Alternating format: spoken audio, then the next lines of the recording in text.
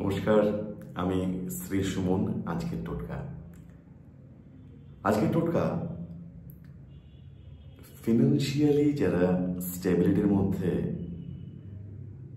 থাকতে পারে না, যাদের অর্থ সংকট সব সময় থাকে, যারা আর্থিক শ্রীবৃদ্ধি নিয়ে সবসময় চিন্তা করে, তাদের উদ্দেশ্যে আজকের এই টিপস।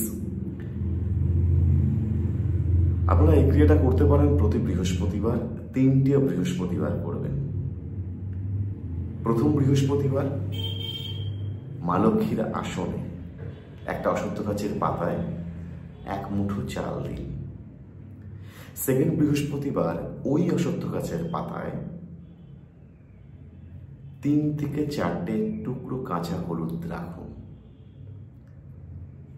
তৃতীয় বৃহস্পতিবার ওই অশ্বত্থ গাছের পাতায় একটা রূপোর কয়েন অথবা একটা কাঁচা 1 টাকার কয়েন আপনি ওখানে রাখুন।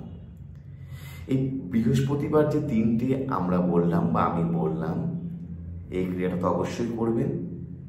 পূর্ণিমা তিথিতে এই ক্রিয়াটা করবার পর পূর্ণিমা তিথিতে 11টা বাচ্চাকে ঠাকুরকে ভোগ দেওয়ার পর 11টা বাচ্চাকে অবশ্যই খাওয়াবেন। তারপর এই অশ্বত্থ গাছের পাতায় রাখা চাল, কাঁচা হলুদ, 1 টাকার কয়েন সব সময় আপনি আপনার লকারে রেখে দিন। আপনার আর্থিক শ্রীবৃদ্ধি হতে বাধ্য। আপনার অর্থের যে ফিনান্সিয়ালি যে স্টেবিলিটি নিয়ে চিন্তা করছিলেন সেটা থাকতে বাধ্য। অর্থ সঞ্চয় হতেও বাধ্য। Thank you.